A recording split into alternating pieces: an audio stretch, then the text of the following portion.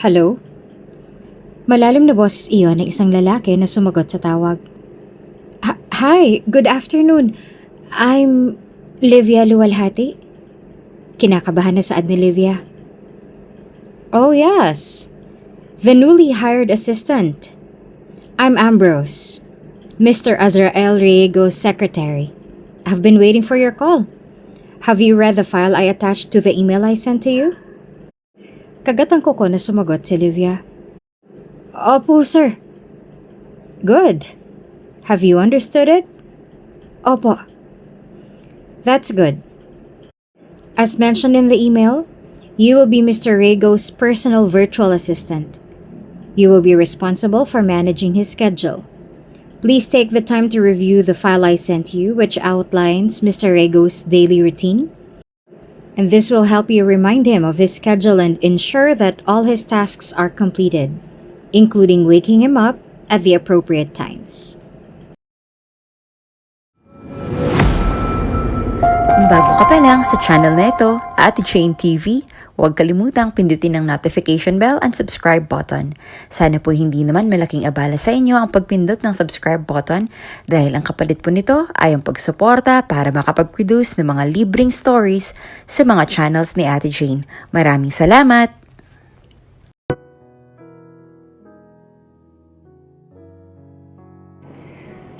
Pasensya ka na, Livia.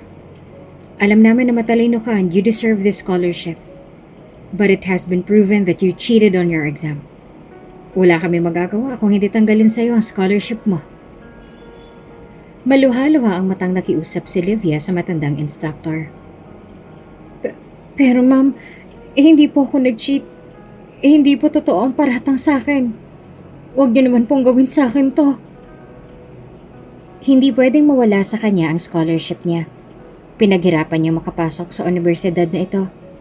Kung wala ang scholarship niyang ito, ay baka hindi niya na matuloy ang pag-aaral sa kolehiyo dahil hindi nila afford ang mahal na tuition fee. Pasensya ka na talaga, Iha. Kung hindi namin tatanggalin sa iyo ang scholarship mo. Ang reputasyon naman ng ating paaralan na masisira. Others might say we condone such behavior from our students. Nagsalita ang isa pang guro na naging malapit na rin kay Livia. Isa ka sa pinakamagaling naming estudyante, Livia. Oo, aaminin namin na maging kami hindi naniniwala sa paratang sayo na nag-cheat ka dahil alam naman namin kung gaano kang kasipag at katalino. Ngunit wala naman kaming magawa para tulungan ka. Empleyado lang kami dito at sumusunod lamang kami sa kung anong inuutos sa amin. Hindi alam ni Livia kung anong nararamdaman niya sa nangyari. Kahit anong gawin niyang pakiusap ay talagang tinanggal pa rin nila sa kanyang scholarship niya dahil sa isang bintang na nag-cheat daw siya noong araw ng exam nila, ngunit wala iyong katotohanan. Paratang lamang iyon. May taong nag-frame up sa kanya at yon ang totoo. Matalinong tao si Livia at ang kanyang mataas na grade ay dahil sa pagsisikap niya. Natanggap siya sa universidad na ito with full scholarship dahil sa kanyang pagsisikap at angking talino. Mula elementarya ay palagi na siyang nangunguna sa klase. Mahirap lamang sila ngunit kahit kailan ay hindi niya magagawang lokohin ang sarili dahil iyon ang bilin sa kanya ng kanyang nana. Ang dating yaya niya noong bata pa siya na nung mamatay ang kanyang magulang ay inampon siya. Hindi alam ni Livia kung ano ang gagawin niya ngayon na nawala na sa kanyang pinaghirapan niyang scholarship. Hindi niya alam kung paano ito sasabihin sa kanyang nana. Lalo pat noong malaman ng kanyang pamilya na natanggap siya sa isang mataas na universidad with full scholarship pa. Labis ang saya ng mga ito para sa kanya. Nagbali pa nga ang mga nakatatanda niyang kapatid na mga anak ni Anding at asawa nito sa kanilang trabaho para makapag-celebrate sila. Hindi alam ni Livia kung paano niyang ipapaliwanag sa mga ito ang nangyari. Ayaw niyang makita na balungkot ang kanyang pamilya. Paglabas ni Livia mula sa opisina ay nakita niya na nasa labas si Sylvia at ang mga alipores nito na nagkukumpulan sa may gilid. May lollipop sa bibig ni Sylvia na nakangisi sa kanya na parang nang aasar. Ang alipores naman ito ay nagtatawanan habang tinitingnan siya mula ulo hanggang paa. Kamusta naman ang cheater naming kaklase? Natatawa na tanong ni Sylvia sa kanya. Nilapitan siya nito at nilapit pa sa mukha niya ang strawberry flavor nitong lollipop. Ay, mangungodigo ka na nga lang, nagpahuli ka pa. Dapat ginalingan mo na. Alam natin pareho na hindi ako nag-cheat, Sylvia. Katabi kita ng araw na yan. Why don't you tell them the truth? Ayoko nga. Why would I help someone like you? For I know, simula elementary tayo gawain mo na talagang mag-cheat. No wonder why palagi mo akong nalalamangan because you're a cheater. I didn't cheat. Someone framed me up. Sylvia laughed sarcastically.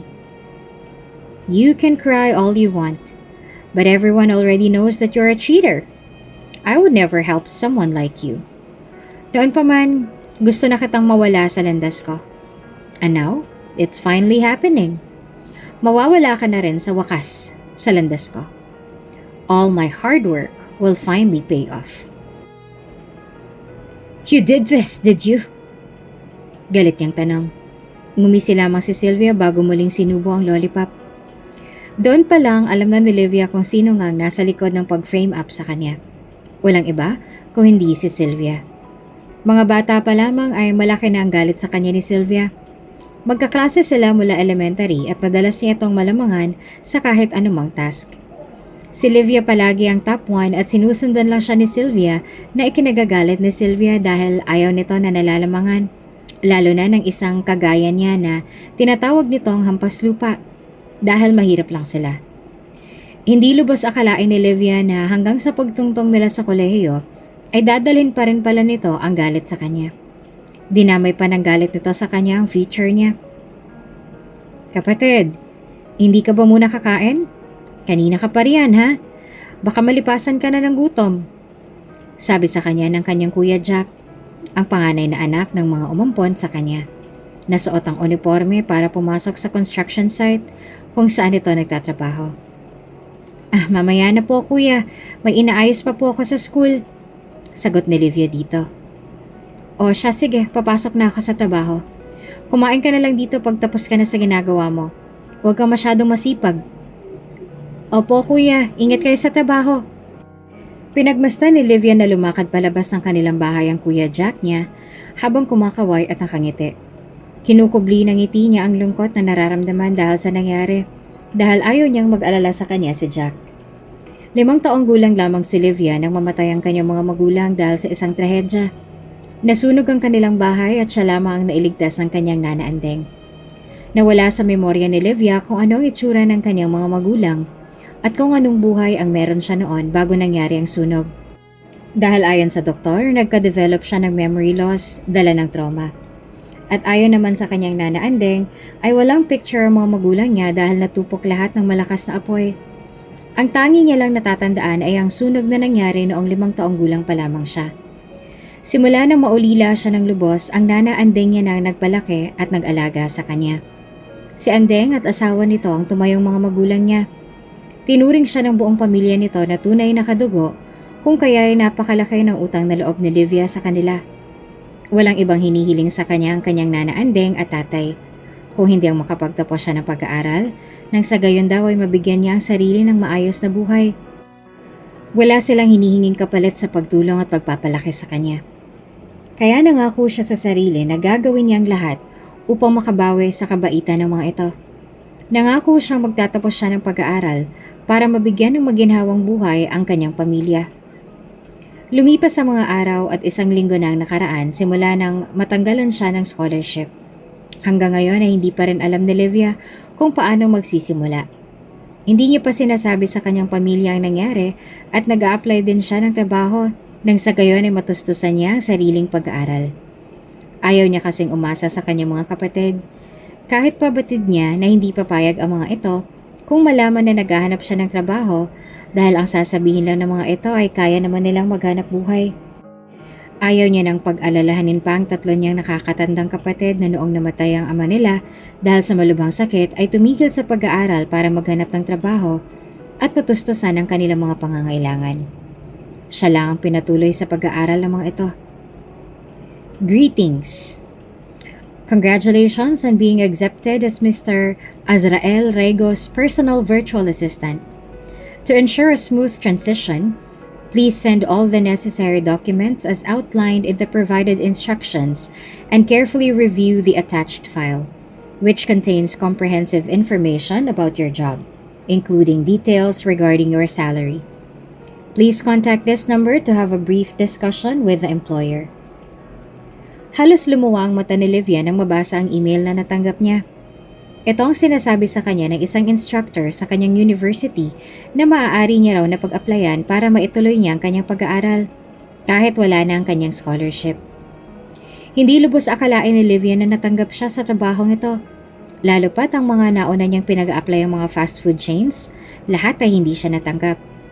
Sa isip niya, noong nag-apply siya rito ay malabo rin siyang matanggap dahil sa mataas itong kumpanya.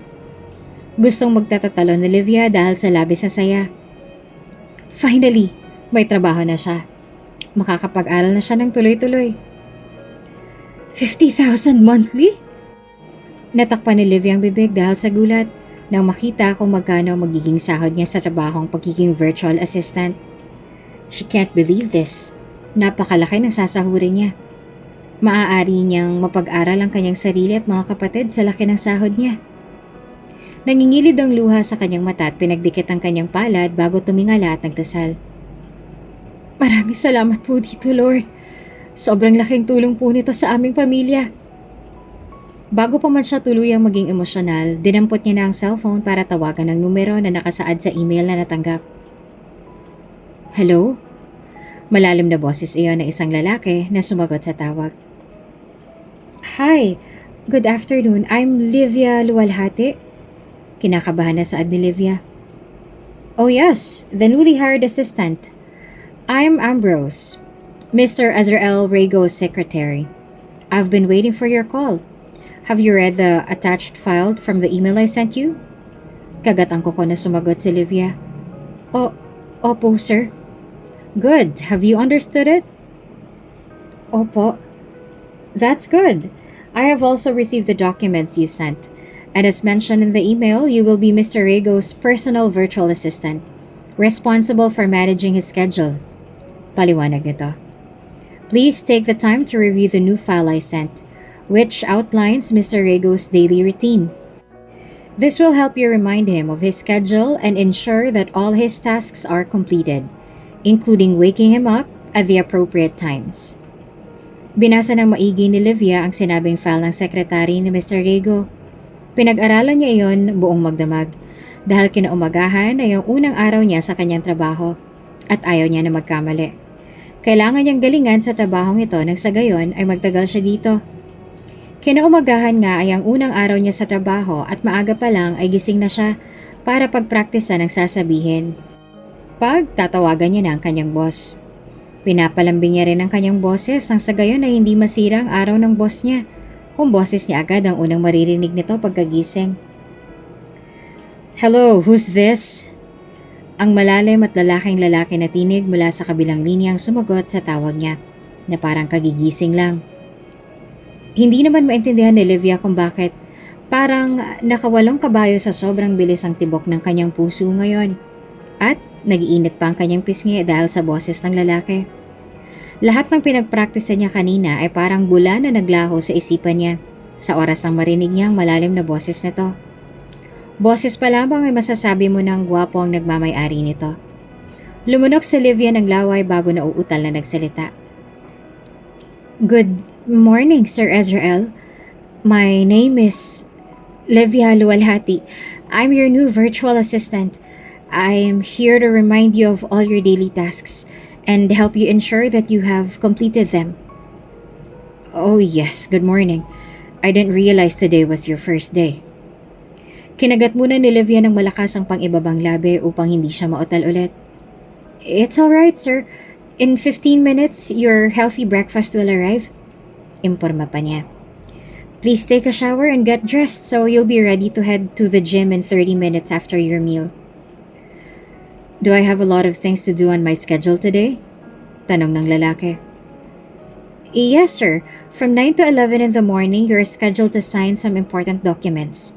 Following that, you have a lunch meeting with a businessman from Thailand from 11:30 to noon. In the afternoon, there is a meeting at the headquarters. In the evening, you will meet with your lawyer and accountant to discuss important matters related to your accounts.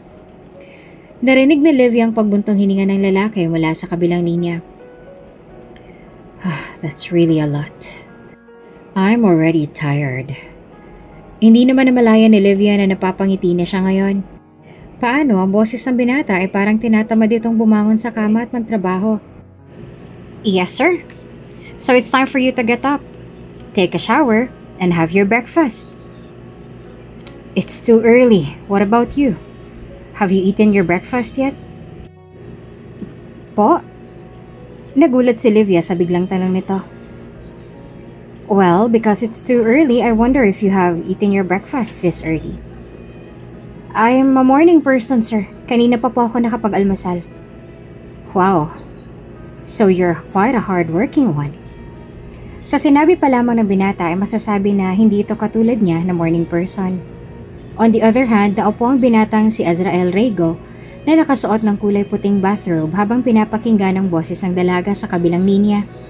Kanina pa siya gising. No, actually kagabi pa. Dahil hindi naman siya nakatulog sa dami ng kanyang trabaho na kailangang tapusin. At salungat sa sinabi niya kanina, alam niyang ngayon ang unang araw ng babae sa trabaho. Nagkunwari lamang siya. Sir, base po sa tracking ko, nasa floor niyo na po ang breakfast delivery ninyo? Azrael remained silent, a palpable stillness enveloping him. The truth lay hidden within his stunned state. He had never anticipated that her voice would carry such an irresistibly sweet melody. Her voice sounded like a gentle symphony that calmed his inner turmoil. Sir, nakatulog po ba ulit kayo? Tanong ni Livia no hindi niya narinig ang boses ng lalaki.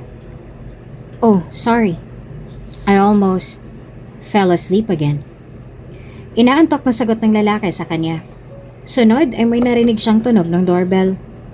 Nasa isip na Livia ay baka ang breakfast na iyon ng binata. I think the breakfast delivery is here. Base po sa instructions sa akin ni Sir Ambrose kahapon, binayaran ko na po ang breakfast ninyo. I see, thank you. Sagot ni Azrael. Sunod ay kinausap nito ang delivery man na binati nito ng good morning. Thank you so much. Here's a tip for you. Napangiti si Livia sa kanyang narinig.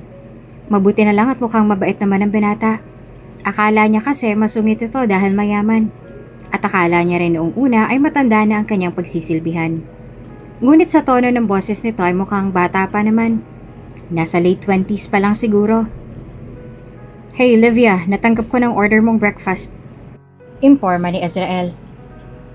Alright sir, I hope you enjoy your breakfast. I'll call you again in 40 minutes to remind you of another task you need to complete. Ang buong akala ni Livia ay madali lang ang kanyang trabaho dahil virtual lang naman yon at ang kailangan niya lang gawin ay paalalahanan ng boss sa mga kailangan nitong gawin at tapusin sa araw-araw.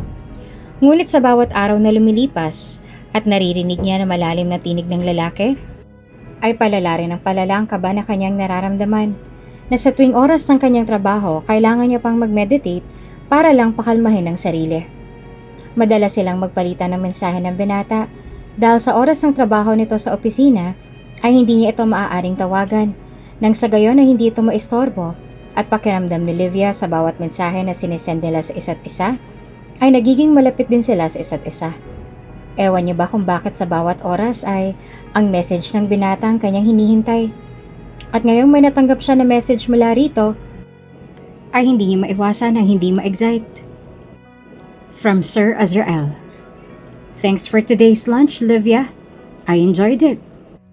Napangiti si Livia dahil sa dalawang emoji na inilagay ni Azrael sa message nito.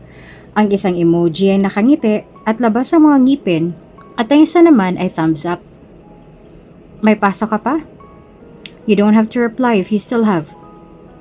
At kahit pa si Azrael itong boss sa kanilang dalawa, ay minsan ito pang nag-a-adjust sa schedule niya.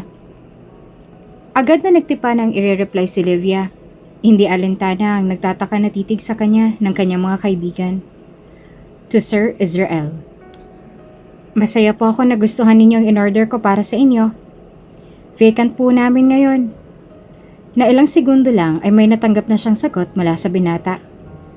From Sir Azrael. What are you doing? Studying? Hoy, Livia, sino ba yung kachat mo at nakangisi ka riyan? Kunot noon na tanong ng kanyang kaibigan na si Cleo, sabay biglang kalabit sa kanya kaya napaigtad siya. Ha? Mabilis niyang tinago ang cellphone gawa ng pagkagulat na para tuloy siyang may tinatagong sikreto. Wala. Sus, anong wala? Bakit ka nakangisi riyan na parang kinikilig? Hindi kaya. Boss ko lang yun. Naniningkit ang mga mata nito. Boss? Boss as in call sign nyo? Hindi, boss ko sa trabaho.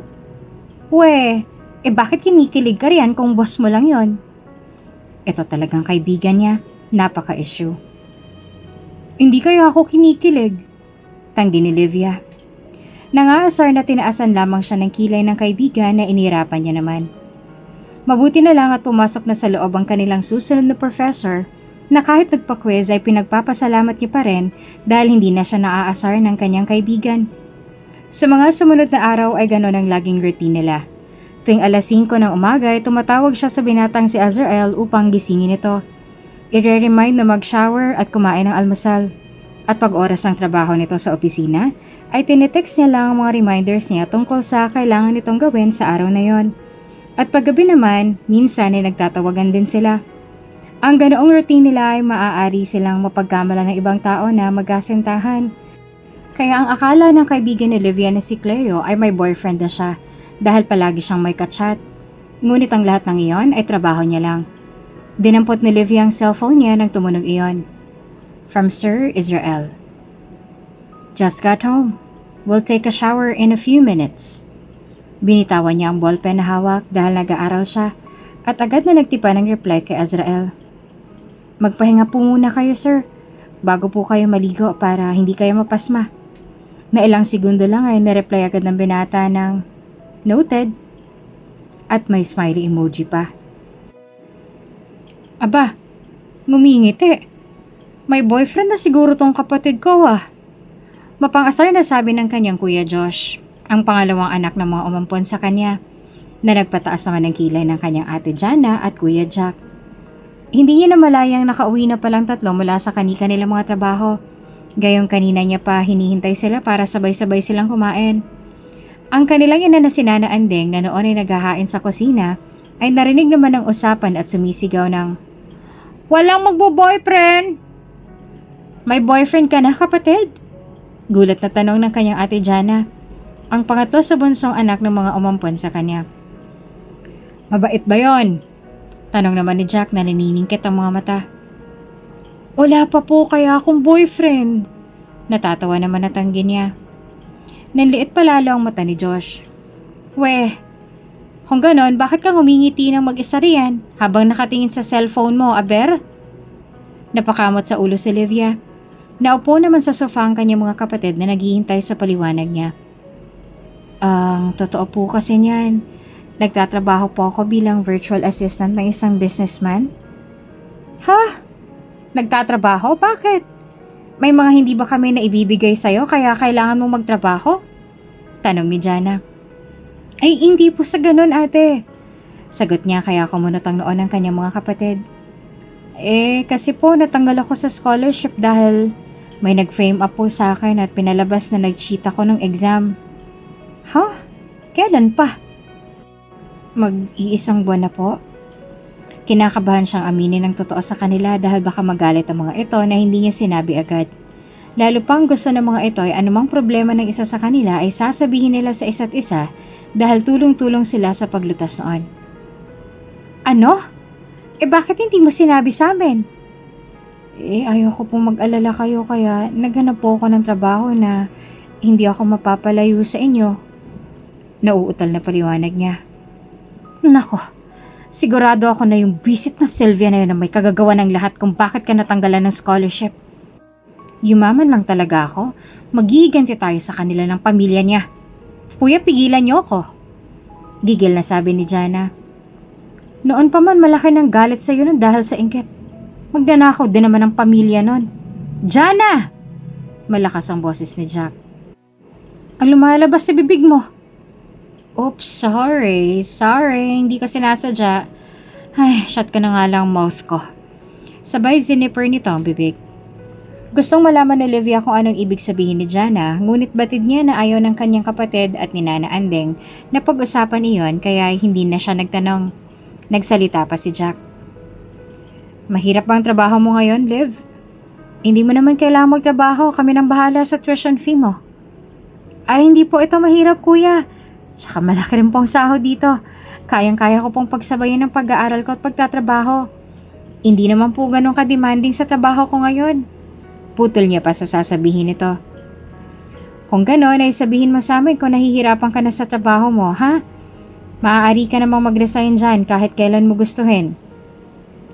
Ang pagkakaroon ng ganitong klaseng pamilya, ang bagay na itinuturing ni Olivia na yaman na kahit kailan ay hindi mananakaw sa kanya. Matapos ang usapan nila magkakapatid, ay ang mga ito nang nagpaliwanag sa ina nila na naiintindihan naman ito. Binasa ni Olivia ang bagong message na natanggap niya mula kay Azrael nang matapos silang kumain. From Sir Azrael. I think I've rested enough. I'm gonna take a shower now. Nanireply naman ni Olivia ng, Okay, sir. Mag-order na po ako ng dinner niyo. May gusto po ba kayong kainin ngayong gabi? Nope, you decide. Ay naging sagot ng binata. Sir, ayos lang po ba kayo? Tanong ni Olivia dahil mukhang pagod ang tono ng boses ng binata nang masagot nito ang tawag niya. Kaninang umaga ay medyo maayos pa ang mood ng binata, pero ngayon ay parang pagod na pagod ito. Sa mahigit isang buwan niya ng pagiging virtual assistant ni Azrael, ay nakabisado niya na ang mood nito base sa tono ng boses nito. Suminghap si Azrael bago sumagot. No, I think I fucked up today. Ang tono ng boses ng binata ay parang nagpapaawa, bagay na nagpataas sa kilay ni Ambrose dahil hindi iyon gawain ni Azrael. Kunotang noon ni Olivia. Bakit? Ano pong nangyari? My employee were unable to secure a contract for one of our multi-million deal. So I need to work overtime today. Kaya naman pala gano'n na lamang ang pagod sa tono ng boses nito. Tinignan ni Olivia ang oras sa wall clock. Magte-10 p.m. na. Hindi niyo naman po kasalanan ng nangyari. Sabi niya. Nasa opisina niyo pa rin po ba kayo ngayon? Yes. If I'm at home, I won't be able to work effectively. I get distracted there so easily. Kung ganon, gusto niyo po bang huwag ko munang ibaba ang tawag nang sa gayon ay hindi ko yung maboard dyan sa opisina ninyo? Azrael discreetly glanced at Ambrose, who was comfortably seated on the plush couch. Before Ambrose, on a low coffee table, lay an open laptop, its screen illuminating his intent gaze. Nakataas ang isang kilay ni Ambrose habang nakatitig kay Azrael na parang maging ito ay naghihintay ng isasagot niya. Kapag kuwanin na nga asar itong ngumisi kay Azrael. Iniwas naman ni Azrael ang tingin at tumikim. No need, baka mapuyat ka. Sagot niya sa dalaga. Azrael's response elicited a soft chuckle from Ambrose as he shook his head. His boss was being remarkably obvious, and it seemed that Azrael alone remained oblivious to his own actions and emotions. Ayos lang naman po na mapuyat ako ngayon. Wala naman po akong pasok kinabukasan. And gumagawa rin po ako ng activities ko ngayon kaya hindi pa naman po ako matutulog. Tugon ni Olivia. Tumikim ulit si Azrael upang pigilan ang pagsupil ng ngiti. Are you sure? Opo. Then, please entertain me with your company. Can we do FaceTime? Tanong ni Azrael. Here we go now. Finally. Napapailing na bumulong si Ambrose sa sarili. Sometimes Ambrose wonders how old his boss really is because Azrael seems so oblivious to anything involving feelings. Siya nga mismo ay pansin na ito. Si Azrael lang ang hindi. FaceTime? Nauutal na tanong ni Olivia. Yes. Will that be okay with you? Opo. Maging si Olivia ay nagulat sa sariling boses. I mean, ayos lang po sa akin. Give me a sec po. Bubuksan ko lang po ang laptop ko. Alright, take your time. Sagot ni Azrael bago binaba ang tawag. Should I call my girlfriend too and ask her to watch me while I'm working? I feel like even if it's just the two of us here, I will still feel like a third wheel because your girl is going to call you. Nangaasar na wika ni Ambrose kay Azrael. Livia's not my girl, Ambrose. She's my assistant. A little sister to me. Pinaikot ni Ambrose ang mata. Sister my ass. I am 12 years older than Livia, so yes, she's like a younger sister to me. Paliwanag pa ni Azrael na para kay Ambrose ay pilit pinapaniwala ang sarili sa sariling ilusyon. That's the stupidest excuse I've ever heard. I'm still your boss, Ambrose. Saad ni Azrael. I don't care. You're stupid too anyways.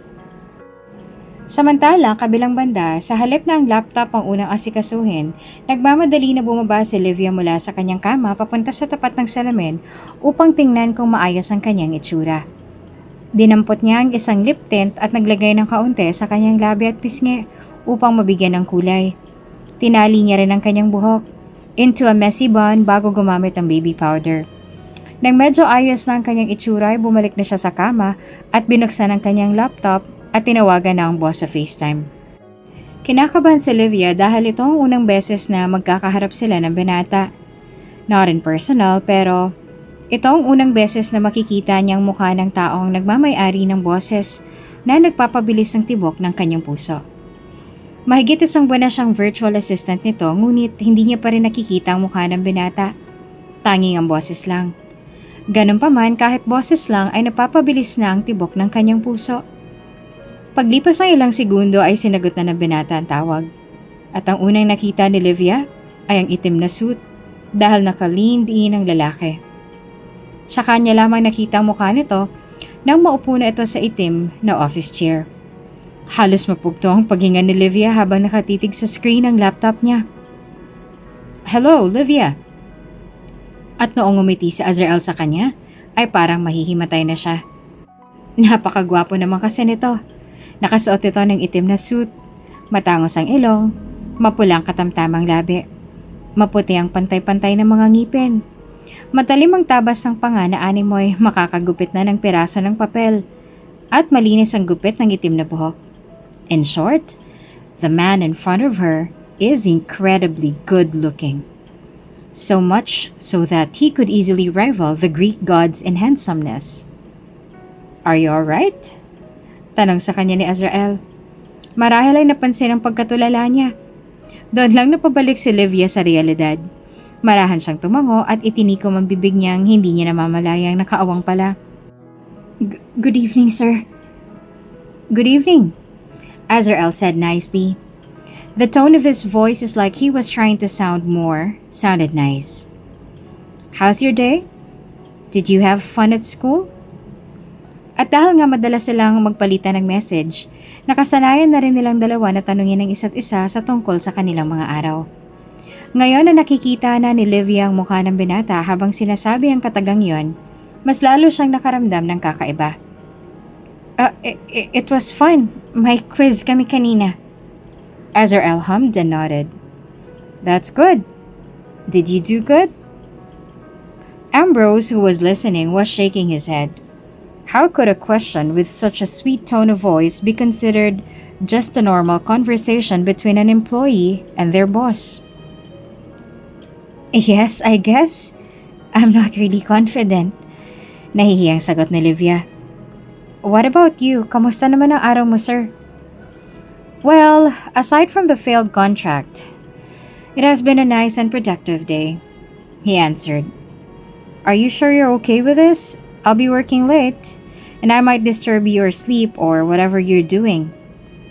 Ayos lang po at saka mag-aaral din po ako ngayon at masanay po ako na may kasabay mag-aral. Pero ang totoo, kaya lang naman nagsuggest si Livia na huwag niya munang maibaba ang tawag dahil gusto niya ang feeling na magkatawagan sila. At gusto niya pang mas marinig na matagal ang boses ng binata. Ngumiti si Azrael at napatitig muli si Livia sa binata. Hindi niya na nga halos marinig ng maayos ang sinasabi nito dahil natutulala siya. Azrael looked younger than she imagined. Ang alam ni Livia base sa file na pinasa sa kanya ng secretary nito ay 33 years old na ang binata. Pero hindi halata sa itsura nitong edad. I mean, hindi naman matanda para kay Livia ang 33, ngunit sadyang malaking agwat ng edad nila. She's only 21. Shall we start working now? Tanong muli ni Azrael. At doon lang napagtanto ni Livia na natutulala na naman pala siya dito. Naramdaman niyang nag-init ang kanyang pisngi dala ng hiya at ang kanyang puso ay tila ayaw ng kumalma at habang nagtatrabaho ang binata, habang siya ay nag-aaral, ay panay naman ang sulyap dito. Samantalang hindi mo lang tumitingin muli sa screen si Azrael dahil focus na focus ito sa trabaho. Meanwhile, Azrael has been wanting to gaze at his MacBook screen and behold the angelic visage of his assistant, Livia. But his desire was thwarted, for Livia appeared in nothing but a flimsy white spaghetti-strapped garment. It seemed she had forgotten to don more suitable attire, as his FaceTime request had come about quite unexpectedly. Kaya sa abot ng kanyang makakaya ay ginagawa ni Azrael ang lahat, huwag lang tumitig sa screen ng laptop niya. Pinapaalalahanan niya ang sarili na bata pa ang kanyang kaharap at hindi siya maaaring mag-isip ng kung anong klaseng kahalayan. What's wrong with you, Azrael Riego?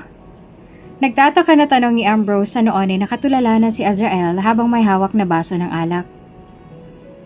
You've seriously been acting weird lately, dude. Nitong mga nagdaang araw ay napansin ni Ambrose na tila ay palaging malalim ang iniisip ng kanyang boss na si Azrael. Hindi naman ganito dati ang kanyang boss. Nagsimula lang lahat ng yon na makausap nito ang dalagang si Livia sa FaceTime ilang araw nang nakakaraan. I think I messed up, Ambrose, Azrael confessed, his voice heavy with guilt as he looked into his friend's concerned eyes. Kumunot ang noo ni Ambrose. What's wrong? I couldn't get her out of my mind, Azrael admitted with a sigh. His admission was reluctant, as if he was revealing a secret he'd rather keep buried. Sino? Si Livia? Ambrose probed further, knowing his boss scratched that best friend all too well. Yes, her, Azrael replied, almost in a whisper, as if saying Livia's name out loud had some kind of magical power. Gustong matawa ni Ambrose sa itsura ngayon ni Azrael. Kung ganon ay tama ngang nasa isip niya. Ang dalaga na 12 taon ng bata ng edad kay Azrael ang nagpapagulo sa isipan ngayon nito. What a twist. Well, that's probably because you like her, Ambrose stated matter-of-factly. Azrael's face contorted with disbelief, and he retorted, Hey! How can you say something like that? I don't like her. You know me. I don't like someone who's 5 years younger than me, let alone 12 years. They make me feel so old. Ambrose leaned back, studying his friend's expressions. Then I think you need to write an exception for her, because it seems like you have fallen for a kid. Azrael shook his head vigorously, trying to convince both Ambrose and himself. No, I don't like her. I'm not into kids. I like the mature ones better. I am just doing this, as per my father's last words. Hindi naman makapaniwala na napailing na lamang si Ambrose. Seriously, kung may award lang ang pagiging denial, nangunguna na siguro itong si Azrael. Why don't you ask her to live with you so you can figure out your real feelings for her? Marami ka pa rin naman na nakalimutan na gawin kahit na may taga-remind ka na. Mas mainam siguro na pagtrabahuhin mo siya in physical at sa bahay mo tumuloy. Malay mo, hindi ka na maging tanga. She's a student, I can't do that. Dude, you're one of the wealthiest men to ever exist. I'm just reminding you in case you've forgotten that. Sa isip ni Ambrose ay gaano ba kalakas ang tama nitong boss niya kay Livia na nakalimutan na nito kung gaano itong kayaman. At anumang gustuhin ay magagawa. Minsan hindi rin pala talaga maganda ang ma-in love, lalo na kung may pagkatanga ka at nasa lahi niyo ang pagiging denial. Hindi alam ni Livia ang dahilan kung bakit bigla na lamang siyang sinabihan ni Azrael na physical na ang trabaho niya at magsistay in na siya sa bahay nito. Noong isang araw habang magkausap sila sa FaceTime, ay iyon ang sinabi sa kanya ng binata. Ipinaliwanag pa ni Livia dito na baka hindi siya pwedeng magstay in dahil malayo ang bahay nito sa university kung saan siya nag-aaral. Ngunit ang sabi nito ay ililipat na lang siya nito sa pinakamalapit na university sa bahay nito. Nagkataon na ang pinakamalapit na university sa bahay ng binata ay ang De La Rosa University na isang international school na ang tuition ay mas mataas pa sa sahod niya sa loob ng isang taon. Ang gusto ni Azrael ay ito na lang daw ang magpaaral sa kanya as long as magstay in siya sa bahay nito. Wala siyang tuition fee na kailangang isipin. Hindi alam ni Livia kung ano ang nasa isip ni Azrael. Ngunit dahil may tiwala naman siya sa binata, ay pumayag siya. At ang secretary nitong si Ambrose ang nag-asikaso sa mga papeles niya. Noong una ay ayaw pa siyang payagan ng kanyang pamilya na tumira sa bahay ni Azrael dahil ayaw daw ng mga ito na malayo sa kanya.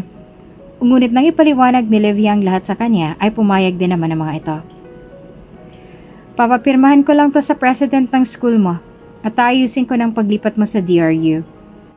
Sabi sa kanya ni Ambrose na nakasuot ng itim na suit at shades habang nasa labas sila ng lecture room nila nag-uusap.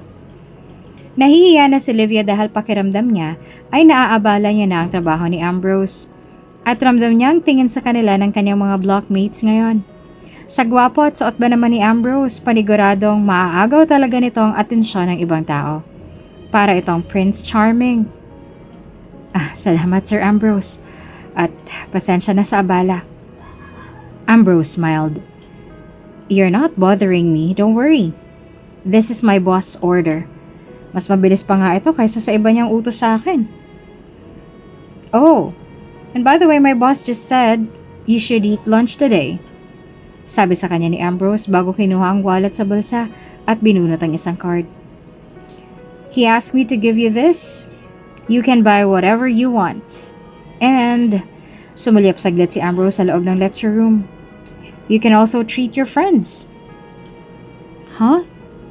Hindi ko matatanggap yan. Agad na tanggi ni Livia. Don't worry, hindi ibabawas sa sahod mo ang magagastos mo. You can spend as much as you want. This card is unlimited. And by the way, my boss is doing this just for you. He has never done anything like this for his other employees. You're quite a special one. Hindi alam ni Livia kung anong ibig sabihin ni Ambrose sa sinabi nito. Ngunit pinilit nitong tanggapin niya ang card dahil iyon daw ang utos ni Azrael. At noong umalis na si Ambrose, inasar siya ng kanyang mga blockmates na sugar daddy niya raw iyong si Ambrose. Ang araw na hinihintay ni Livia ay dumating na sa kanyang wakas. Ngayong araw siyang lilipat sa bahay ni Azrael at kanina pa talaga siya kinakabahan. Ang sabi sa kanya ni Ambrose ay magpapadala ng sasakyan si Azrael sa university niya na magsusundo at hatid sa kanya papunta sa bahay ni Azrael. Anong meron? Tanong sa kanya ng kanyang kaibigan na si Cleo dahil may nakita silang mga nagkukumpulan sa labas ng gate. Tara nga, tingnan natin. Hinawakan nito ang kanyang kamay at hinila siya papunta roon sa mga nagkukumpulan. Nagpatianod naman si Livia sa kaibigan. Excuse us, padaan! Sumiksik sila sa mga students para makapunta sa harapan at pareho silang natigilan nang makita kung ano at sino ang pinagkakaguluhan ng mga ito. Sa isang kulay na itim na Lamborghini ay nakasandal sa hood ang isang lalaking nakasuot ng itim na t-shirt, jeans at shades. Panay ang bulungan ng mga students, ngunit wala roon ang atensyon ni Livia. Ang gwapo, sino yan? Grabe, daig pang K-pop idol. Hoy, kagwapo. Nararamdaman ni Livia na humihigpit ang hawak ni Cleo sa kanyang kamay na nung tingnan niya ay pulang-pulang pisngi na kung siguro ay nasa cartoon lang sila ay nagmimistulang hugis puso na ang mata. Sino yung gwapong yan? Hulog ng langit. Impit na saad ni Cleo. Wiling akong lumuhod sa harapan niya. Habang ang ibang mga students ay nagbubulungan, halos natigil naman sa pag-inog ang mundo niya nang bumaling sa gawi ng binata at nagtama ang mga mata nila. Ngumiti ito sa kanya at itinaas ang isang kamay. Livia! Tawag sa kanya ni Azrael.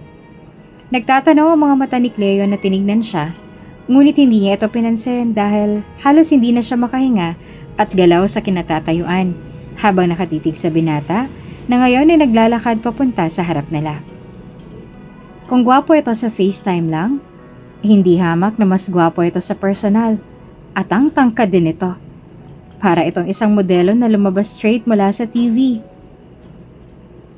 Girl, sino yan? Dinig ni Livia na tanong sa kanya ni Cleo. Ngunit hindi niya pinansin dahil natutulala pa siya sa binatang papalapit. Livia, tapos na ba ang klase mo? Tanong ni Azrael. Napaaray si Livia nang palihim siyang kurutin ni Cleo. Tinaliman niya ito ng tingin at pinanlakihan naman siya nito ng mata habang bahagyang ginagalaw ang ulo na parang sinisenyasan siya na nasa harap si Azrael. Awkward nang umiti si Livia sa binatang si Azrael. Opo sir. Then let's go home. Shall we? Home? Gulantang na bulong ni Cleo. Kayo pong maghahatid sa akin sa bahay niyo? Gulat naman na tanong ni Livia. Yes, that's why I'm here. Sagot ng binata. May problema ba? Umiling-iling siya. Wala po. Bago niya tiningnan si Cleo na nakaawang bibig. Mauna na ako, Cleo. Tatawagan na lang kita. Paalam niya sa kaibigan na wala sa sariling mabagal na tumangulang. Marami ba kayong ginawa ngayong araw? You didn't reply to my message. Tanong ni Azrael habang naglalakad sila palapit sa sasakyan nito at nakasunod siya. Hindi naman po gaano, sir. Kaso nakalimutan ko pong i-charge yung cellphone ko kagabi. Sa sobrang abala niya sa pag-aayos ng iba niyang gamit na dadalhin niya sa bahay ni Azrael kagabi, ay nakalimutan niyang i-charge ang cellphone niya. I see. Tumango si Azrael at saka pinagbuksan siya ng pintuan. Wala nang lingon-lingon na pumasok sa loob ng sasakyan si Livia dahil ayaw niya nang makita ang reaksyon ng ibang students. Lalo na si Sylvia at ang mga alipores nito na may kung anong hindi na naman magandang sinasabi tungkol sa kanya. Batid na Livia na iniisip na naman nila na may iba na naman siyang lalaki. Ayaw niyang malait ng mga tingin lang nila. Pinagmusta ni Livia na umikot si Azrael at pumasok na rin sa loob ng sasakyan. Hindi niya lubos akalain na ito ang susundo sa kanya ngayon dahil ang sabi sa kanya ni Ambrose ay ang driver daw nito ang susundo sa kanya. At isa pa, na hindi nga pumasok sa isip ni Livia na pagkaaksayahan siya ng oras ni Azrael. Wear your seatbelt, Livia. Paalala sa kanya ni Azrael habang sinusuot ang seatbelt na agad niya namang sinunod. Habang tumatakbo ang sasakyan na hindi naman namalayan ni Livia na pinipigilan niya na rin ang paghinga. Bukod sa ayaw niyang gumawa ng kahit anong kilos dahil baka'y masira siya sa magarang sasakyan na ito, ay ito rin ang unang beses na maging malapit siya ng ganito kay Azrael. This is the first time she met him in person. And damn, he smells so good and fresh. Ang mabangong amoy nito ay bumabalot sa sasakyan. Napatitig si Livia sa matangos na ilong ng binata. Pababa sa mapupula nitong labi, hanggang sa mauugat nitong kamay na nakapatong lang sa steering wheel. Kumain ka na ba? Biglang tanong ni Azrael sabay sumulyap sa kanya kaya agad siyang umiwas ang tingin. Gusto mo bang dumaan muna tayo sa kainan bago tayo dumiretso ng uwi? Hindi na po sir. Busog pa po ako. Are you sure? Naniniguro na tanong nito na sinagot niya ng marahan na pagtango. Bakit namumula ka? Masama bang pakiramdam mo? Livia shook her head vigorously. Hindi po. It's just that ito pong unang beses ko sa loob ng mamahaling sasakyan kaya kinakabahan ako. Don't be. My car won't swallow you. Natatawa nitong wika. Hanggang sa pumasok ang sasakyan sa isang malaking village at huminto ito sa garage ng isang malaki at magarang mansyon, ay halos hindi pa rin humihinga si Livia. Pakiramdam niya rin na napapaso ang kanyang pisngi. Ang puso niya ay parang ayaw nang kumalma sa mabilis na pagtibok. Are you sure you're okay, Livia? Namumula ka? Nag-aalala na tanong ni Azrael sa kanya. Opo, ayos lang po ako. Then let's go inside, shall we? At halos mahigit ang paghinga niya when Azrael suddenly leaned in to unbuckle her seatbelt. Sa sobrang lapit nila sa isa't isa ay amoy na amoy niya ang pabango nito. Nararamdaman naman ni Livia na natigilan ng ilang saglit si Azrael bago mabilis na kinalas ang seatbelt niya at umayos ang upo. Tumikim ito bago nagsalita. Let's go. Nagmamadaling lumabas ang binata sa sasakyan at sumunod naman si Livia dito. Pagpasok nila sa loob ng mansyon ay nalula siya sa laki at ganda ng interior ng bahay. This is my house, but I don't stay here often. May iba pa po kayong bahay? Yes, and I have a penthouse near my office. So I stay there often because it's more convenient. Nilingon siya nito. However, now that you'll be living with me, I'll be here more frequently. Azrael decided to bring Livia to the house he built for his future family because he didn't want her to be at the penthouse where he brought all his flings before. It just didn't feel right to Azrael. Hindi naman alam ni Livia kung ano ang kanyang nararamdaman, knowing na silang dalawa lang ng binata sa bahay na ito. Para silang bagong mag-asawa na nagsisimula pa lang ng pamilya. Sinamahan siya ni Azrael papunta sa kanyang magiging kwarto kung nasaan na ang kanyang mga gamit, ngunit iniwan din agad siya ng binata dahil may tumawag dito. Inayos na rin kaagad ni Livia ang kanyang mga gamit at nag-order ng lunch na lang dalawa ng binata. I'm not eating lunch today. Imporma sa kanya ng binata nang nakasalubong niya ito sa hallway. I have an emergency meeting, I'm sorry. I had to leave you here alone. But I'll be back in the evening. Livia would be dishonest if she said she didn't feel disappointed. Akala niya ay makakasabay niya ng kumain ng binata. It was her dream before. Ayos lang po yun, sir. Sagot ni Livia. Hindi niya pinahalata na feeling disappointed siya. By the way, do you have something you want to eat for dinner? No, you decide. I'm sorry, I really have to go. Nagmamadaling sumagot si Azrael at nagpaalam sa kanya. Dumating ang order niyang pagkain 30 minutes after umalis si Azrael. Kumain na si Livia at ang pagkain na para kay Azrael ay nilagay niya sa ref. Hindi niya alam kung ano ang kanyang gagawin ngayong araw dahil wala namang binilin sa kanya si Azrael, kaya ay naglibot-libot na lamang siya nang sa ganon ay hindi siya maligaw sa bahay na ito. Livia is currently in the garden where the plants and leaves are neatly trimmed and various well-cared-for flowers are in bloom. She was sitting on a couch swing when her phone rang. Nang tingnan niya ang tumatawag ay si Azrael yon. Hello, Livia? Bati ni Azrael nang masagot ni Livia ang tawag niya. Sir, may problema po ba? No, I'm just calling to make sure that you're okay there. Napalingon ang lahat ng executives kay Azrael dahil sa tanong nito sa kausap sa cellphone. Ang iba naman ay nakataas ang kilay dahil yun ang unang beses na nagsalita ng ganoon sa kababang tono si Azrael. At talagang sinantabi pa nito ang trabaho para lamang tawagan ang kung sino man nakausap nito. Ayos lang naman ho ako, sir. Nagpipigil ang ngiti na sumagot ito. Good. Kumain ka na ba? Opo. Kayo po? No, not yet. Sabi ni Azrael sa mababang boses. Naka-break time lang kami ngayon. Later, we will have another meeting. Pero late na po. Dapat po kumain po muna kayo. Baka magkasakit po kayo. Hindi naman mapigilan ni Azrael ang pagsupil ng ngiti dahil sa sinabi ng dalaga. Why does it suddenly feel so nice to have someone who cares about you? Ever since his parents both died, Azrael felt like no one was there except for his friend and secretary Ambrose, who truly cares for him. Having someone like Livia to worry about him just feels good. I will. Later. Sagot ni Azrael sa dalaga. At pinaseryoso pa ang kanyang mukha nang mapansin ng mga titig sa kanya at pigil ng ngiti ng mga kamiting. Tumikim si Azrael bago muli nagsalita. I'll call you again later, Livia. We will continue our meeting now. Paalam niya sa dalaga. Pilitin mong magseryoso at subukang maging strikto ay napansin ni Azrael ang palihim na pagngisi ng kanyang mga kamiting. Marahil ay dahil sa nangyari kanina. Nasa bahay mo na siya? Tanong ni Ambrose kay Azrael pagkatapos ng meeting nila. Yes, kanina lang siya dumating. Sagot ni Azrael habang hinahagilap ang kanyang mga gamit. Oh, so that's why nagmamadali ka umuwi. No wonder. Nangaasar pa na saad ni Ambrose sa kanya.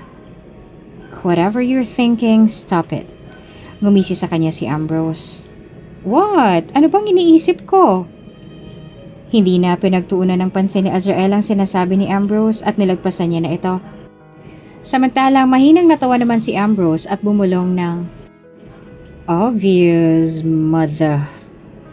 Nung dinner, pakiramdam ni Livia ay isa iyong dream come true dahil sumabay ng kain sa kanyang binata. Sa labis pa na kaba niya ay halos hindi niya na malunok ang kanyang kinakain. 3 araw na si Livia sa bahay ni Azrael at hanggang ngayon ay nahihirapan pa rin siyang mag-adjust. Nahihirapan din siyang umakto ng normal kapag nasa harap niya sa Azrael dahil pakiramdam niya ay malalaglag ang kanyang puso pag magkaharap sila. Hindi alam ni Livia kung normal pa ba ang nagiging reaksyon niya. Gusto niya nang magpa-check up dahil baka ay nagkaroon na siya ng sakit sa puso. Good morning, sir and ma'am. Would you like some wine? Mabait na tanong ng lalaking flight attendant sa kanila. Tipid naman na tumango si Azrael na nasa iPad ang atensyon. Merong binabasa. Nilagyan naman ng flight attendant ang wine glass nito. Samantalang hindi naman kumibo si Livia na nasa tabi ni Azrael. Natatakot siya dahil ito ang unang beses niyang makakasakay ng eroplano. Malakas ang kabog ng kanyang dibdib at nangangatog ang kanyang tuhod. Lalo na nang tumaas ang eroplano at parang nagalawang sa loob. Paano kung bumagsak ang sinasakyan nila? Hindi niya maiwasan na hindi mag-isip ng kung ano-ano hanggang sa hindi niya na mapakalma ang kanyang sarili. Lalo na nung umalog sa loob dahil sa turbulence. May kailangan silang daluhan na masquerade party at ang gusto ni Azrael ay isama niya papuntang Spain kung saan ito gaganapin si Livia. Bagaman excited si Livia na makarating sa Spain, ngayon ay parang gusto niya na lang na lumipad pabalik sa bahay at magkulong sa kwarto dahil nakakatakot ang turbulence. Are you okay, Livia? Nag-aalala na tanong sa kanya ni Azrael nang mapansin ang sobrang tense niya. Are you scared? Habang kagat ang ibabang labi ay mabagal siyang tumango. Panic seized Azrael when he saw her teary-eyed. Agad nitong binitawan ng iPad at hinawakan ng kanyang kamay. Sabay pinagsalikop iyon. Pakiramdam ni Livia ay kahit paano nabawasan ng takot na nararamdaman niya dahil sa init ng kamay nito. It's okay. Hinaplos din ito ang kanyang ulo gamit ang isang kamay bago pinahilig sa balikat nito. Close your eyes and hold my hand tight. Walang masamang mangyayari sa'yo. I'll be just by your side. At ngayon, hindi nabatid ni Livia kung anong tunay na dahilan ng mabilis na tibok ng kanyang puso. Kung dahil ba sa takot o dahil nakahilig siya sa balikat nito habang hinahagod nito ang kanyang buhok. Like he was lulling her to sleep. Excuse me, miss. Would you mind closing the window? She's scared. Pakiusap ni Azrael sa babaeng flight attendant na agad naman na tumalima at binaba ang bintana. Buong flight ay hawak lang ni Azrael ang kanyang kamay kahit pa noong nawala na ang takot ni Livia. Habang nagtatrabaho ito ay hawak-hawak nito ang kanyang kamay kung kaya ay mas lalo na nagiinit ang kanyang pisngi lalo na sa tuwing napapatingin sa kanila at kamay nila ang mga flight attendant. Hola, hermosa. Are you alone? Would you like to have fun with me? Nagulat si Livia nang biglang hawakan ng lalaki ang kanyang kamay. Nakasuot ito ng masquerade mask dahil nasa masquerade party sila ngayon. Iniwan lang siya saglit ni Azrael dahil may kinakausap pa itong isang businessman. No, I'm with my boss. Please let go of me. Natatakot na pakiusap ni Livia sa lalaki. Sumupil naman ang ngisi nito sa labi. Come on, forget your boss. He's busy having fun with girls out there. Come with me instead. Gusto nang umiyak ni Livia dahil sa lapis na takot. Please let go of me, sir.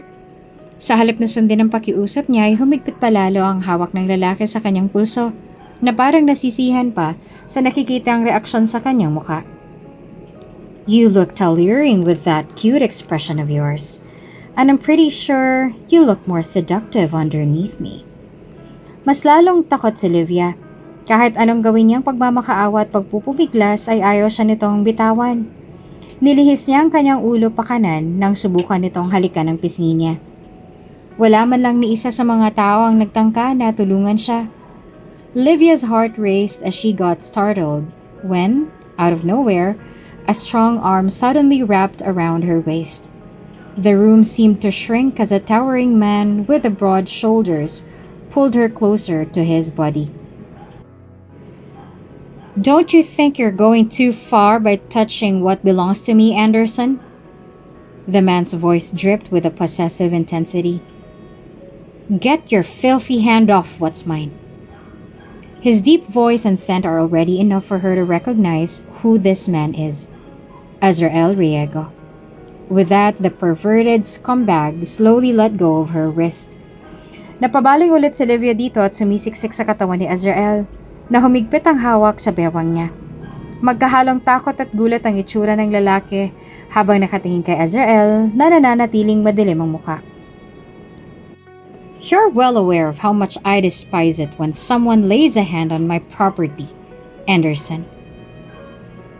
Azrael Riego. She's with you? Yes. This woman that you're harassing is with me. And I won't tolerate anyone hurting her. But you, Mr. Anderson, crossed that line. And I'll ensure this doesn't go unpunished. Pagbabanta pa ni Azrael. Natatakot na yumuko si Anderson. I apologize. I'm so sorry. I didn't know she was with you. Please let this slide. I'm begging. Your apology can't remove the prints of your hand from her wrist. Galit pa rin ang tono ng boses ni Azrael. Shall I not allow your company to succeed? You know me. You know me, Anderson. And your company depends on mine. Napalunok ang lalaki sa takot. Maging si Livia ay nakaramdam ng takot dahil sa tono ng boses ni Azrael. It sounded dangerous. Nagmamakaawang lalaki kay Azrael na hindi pinakinggan ni Azrael at sinabihan na magbabayad ito sa ginawa sa kanya. Hinawakan ni Azrael ang kamay niya at hinila siya paalis doon. Nagpatianod naman si Livia dahil mukhang galit na ang binata. His hand moved to the small back of her waist while they were walking. Nanatili lang na walang imik si Azrael kahit na kinakausap niya ito. Lakad lang sila ng lakad hanggang sa makalabas sila sa venue at nasa tabing dagat na sila. Saka lang siya huminto sa paglakad. Binitawan nito ang kamay niya at humarap sa kanya. She was already looking at him. Are you mad? Natatakot na tanong ni Livia. With you? I'm not. But with that scumbag, I am. Sagot nito. Are you alright? Mabagal siyang tumango. Yes. Salamat dumating ka kaagad. Nawalang pagtagis ng bagang ni Azrael. His eyes looking into hers. He sighed and took off his masquerade mask that covered half of his face. Napatitig naman siya sa binata. He looked exceedingly dashing in his outfit. He was dressed in a gray suit with a tie. Bumaba ang tingin ni Azrael sa kanyang pulso. Inabot nito iyon at marahang hinaplos gamit ang hinlalaki nang hinawakan ng lalaki kanina na siguro'y namumula na. Does it hurt?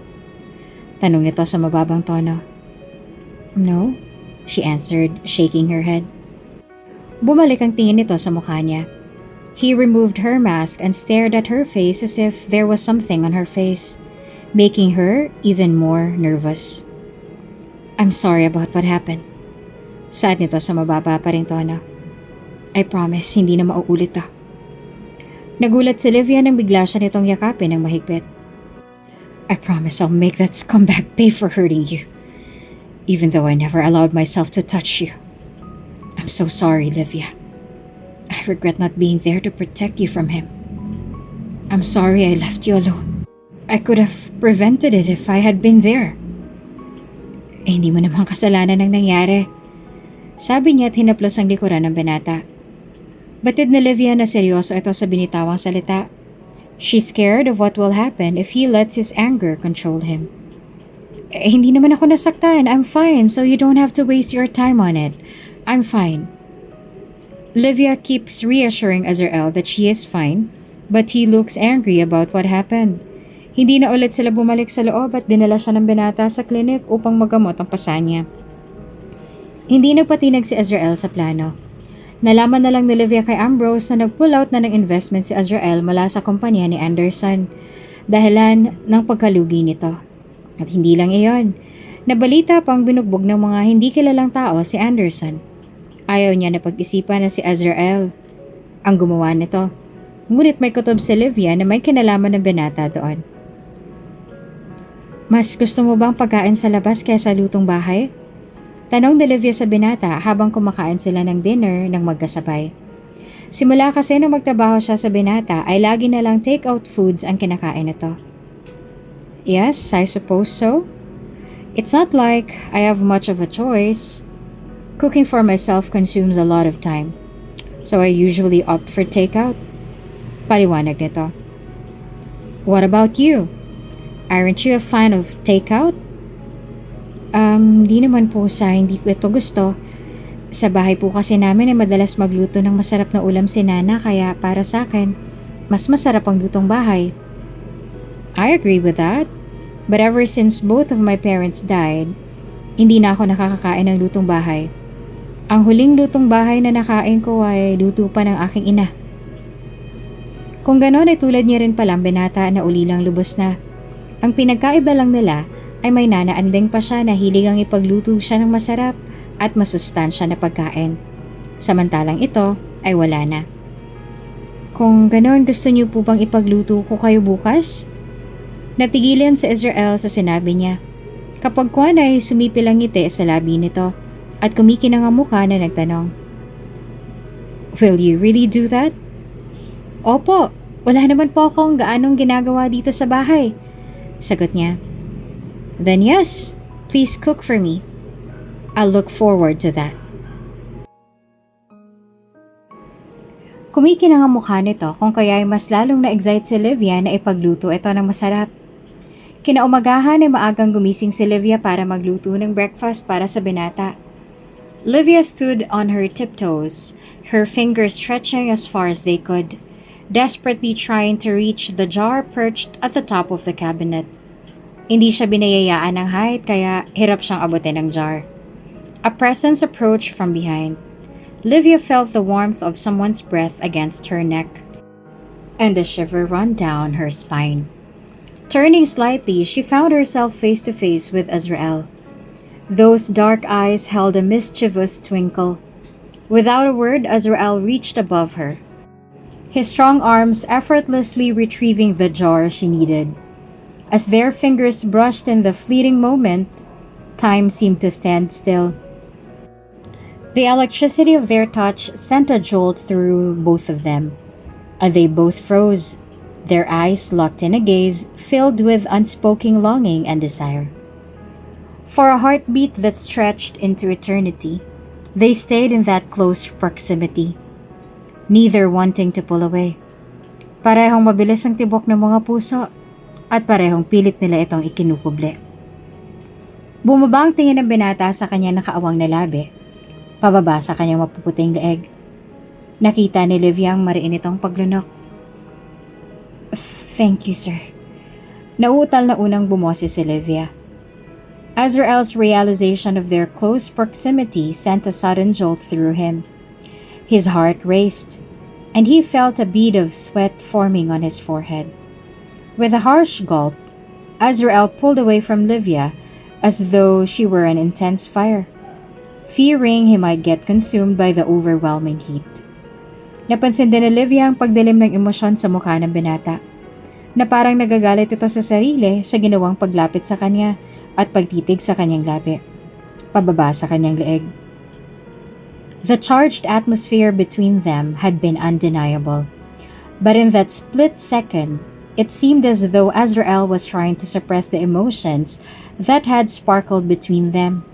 Their eyes met again briefly, filled with unspoken words and the lingering taste of what might have been, before an uncomfortable tension settled in the kitchen room.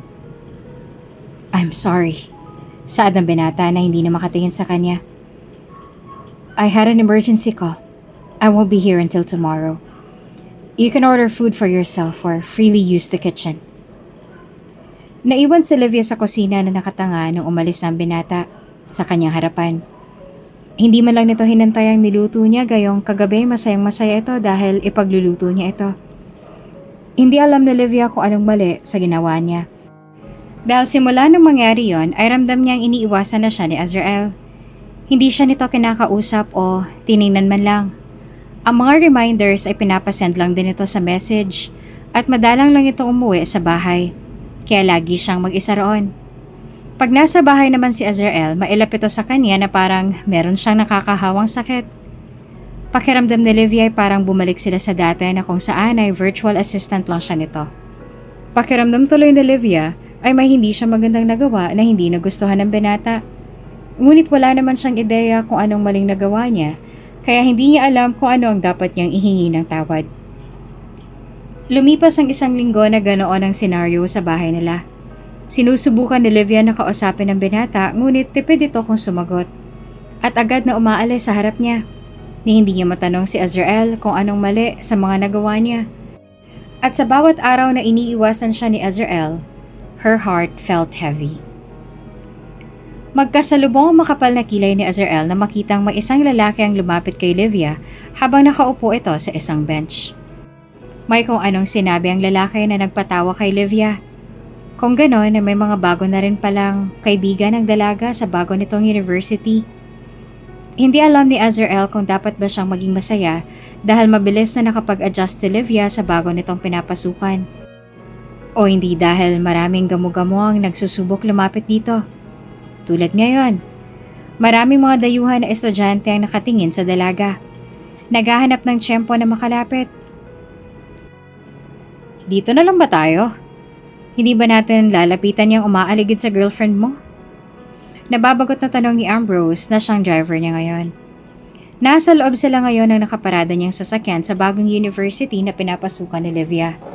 Nandito sila para makita kung maayos naman ang university na ito para sa dalaga. Azrael wanted to ensure her safety and comfort, as his father had requested of him before his passing.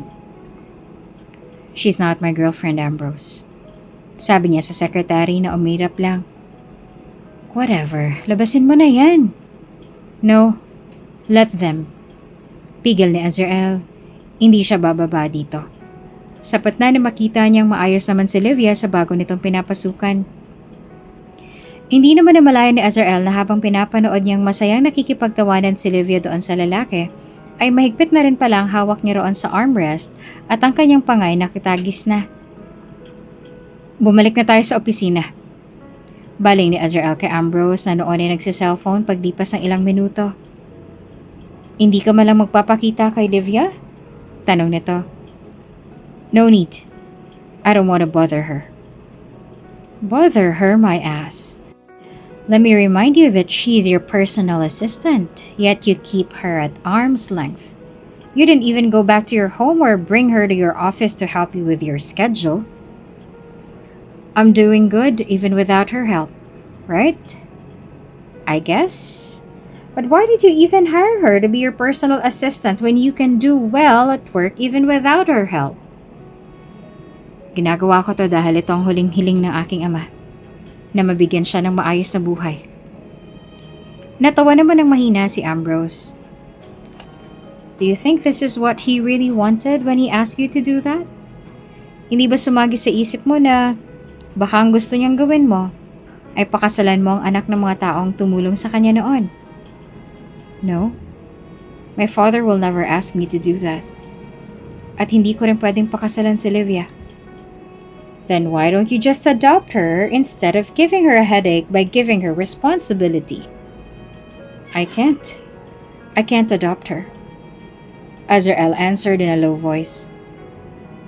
If I adopt her, it means I'm going to be her stepfather. Nalukob ng takot ang mukha ni Azrael, dahilan para muntik ng matawa ng malakas si Ambrose. Pinigilan lang nito ang sarili. Wasn't that your initial plan? To take care of her and make her rely on you as if you were her father. Considering you're 12 years older than her and could almost be mistaken for her father's age.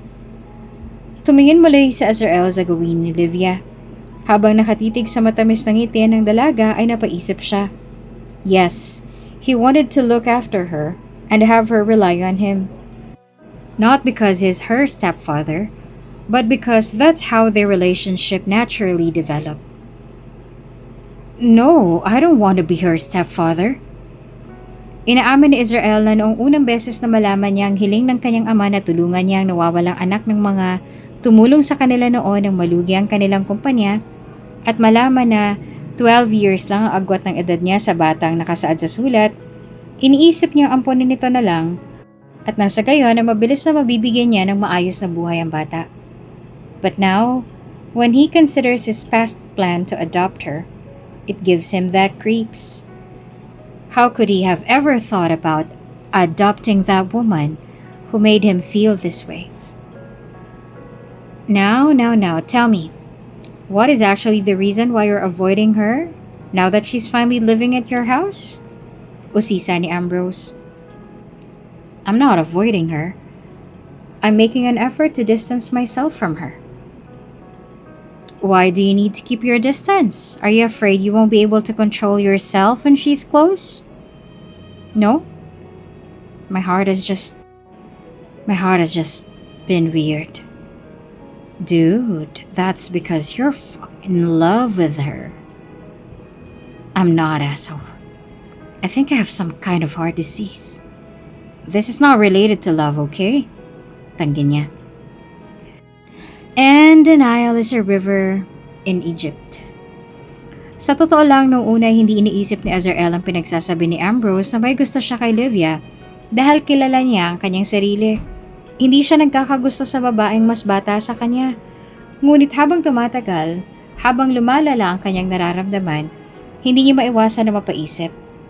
Maybe, Ambrose was right. What he feels for her is genuine love, not merely a sense of responsibility handed down by his father. Livia? Azrael panicked when he entered the kitchen and found Livia in a state of panic, her eyes wide with fear as flames danced on the stove in front of her. Without a second thought, Azrael rushed to her side, wrapping his strong arms around her trembling figure, and turned off the stove. As he held her close, he felt her racing heartbeat and the subtle tremors that run through her body. Livia, are you alright? Nasaktan ka ba? Nag-aalala na tanong niya. Umiiyak ang dalaga. Ang apoy! Ayoko sa apoy! Takot na sabi nito. Azrael gazed into her eyes, searching for the source of her distress. It was then that he noticed the haunted look in her eyes, a pain that transcended the immediate danger of the fire. In that moment, he realized that this was not about the fire, but about a deeper trauma that had gripped her soul. With his voice filled with gentleness, Azrael whispered, "It's okay, Livia. I'm here for you." Niyakap niya na lang ang dalaga at pilit na pinapakalma. Batid ni Azrael ang dahilan ng takot sa apoy ng dalaga. Nakasaad iyon sa sulat ng kanyang ama at gumawa rin siya ng medical investigation tungkol sa dalaga noong hinahanap niya pa lang ito. Nang sa wakas ay kumalma na si Livia ay dinala niya ito sa sala at pinaupo sa mahabang sofa. Nakaluhod siya sa harapan nito, making sure na ayos lang ito at hindi ito nasasaktan sa nangyari. Ang makita sa ganoong sitwasyon ng dalaga ay para siyang pinagsakluban ng langit at lupa. Hindi mo ba ako iniiwasan? Hindi ka ba galit sa akin? Naluluha na tanong ni Livia sa kanya kaya natigilan siya. What? I'm not avoiding you. Tuloy ang tumulo ang luha sa mata nito. Claire, you've been avoiding me. You won't even look at me. His heart was breaking at the sight of her crying in front of him. Inabot niya ang mukha nito at kinulong sa kanyang palad, sabay pinunasan niya ang luha ng dalaga. May mali ba ako nagawa para iwasan mo ko? Galit ka ba sa akin? Hindi mo ba gusto ang trabaho ko? Naninikip ang dibdib ni Azrael dahil sa mga tanong nito. Hindi niya akalain na iyon palang iniisip ng dalaga habang iniiwasan niya ito. He's such an asshole. I'm sorry if you feel like I was avoiding you. It's never my intention. Hindi kita iniiwasan at mas lalong hindi ako galit sa'yo. Azrael mumbled, hesitating if he should tell her the real reason why he was distancing himself. But in the end, he didn't tell her because he was afraid that it would make her feel uncomfortable. Nang araw na iyon ay sinabi sa kanya ni Livia ang dahilan ng takot nito sa apoy. Dahil iyon sa nangyaring sunog noong 5 taong gulang pa lamang ang dalaga na naging dahilan ng pagkamatay ng mga magulang nito. Mas lalong lumalim ang kagustuhan ni Azrael na alagaan at protektahan ng dalaga dahil sa mga pinagdaanan nito. And just then, at that moment, Azrael realized his real feelings for her, but he had no intention of confessing. afraid that his feelings for her would make her feel uncomfortable, and thus, he didn't resolve to keep his affection concealed. Sa bawat araw at buwan na lumipas na magkasama sila Azrael sa iisang bahay, mas lalong lumalim ang nararamdaman ni Livia para dito. Sa sobrang lalim ng pagkahulog niya ay nahihirapan na siyang itago iyon sa binata. Sa totoo lang, hindi niya alam kung paano at kailan ba tuluyang nabuo sa pag-ibig ang dati nilang simpleng paghanga-hanga lang. Pero namalayan na lang ni Livia na iyon na yun. In love na siya at araw-araw siyang nagkakagusto kay Azrael. Batid naman ni Livia na malabong magustuhan din siya ng binata. Dahil bukod sa malayong agwat ng estado nila sa buhay, ay maraming mga babaeng nagkakagusto dito. At isa pa, alam niya rin na ayaw nito sa mas bata. Narinig niya iyon nung minsan na nag-usap si Ambrose at si Azrael. Gayunpaman habang lumilipas ang araw at buwan, hanggang sa nauwi na sa taon, nahuhuli niya na lamang ang sarili na umaasa at humihiling sa nahuhulog na bituin na sana ay mahalin din siya pabalik ng binata tulad ng kung gaano niya itong kamahal. Isa iyong hiling na siguro ay tinangay na ng hangin papunta sa kalawakan o baka ay dasal na nawala na sa mga alapaap. Let's give a round of applause to our summa cum laude, Livia Luwalhati. Ngayon ang araw ng graduation niya. Sa wakas, matapos ang lahat ng pagsubok at hirap, graduate na siya sa kursong BSA. Hindi naging madali ang daan bago niya nakamit ang tagumpay na ito.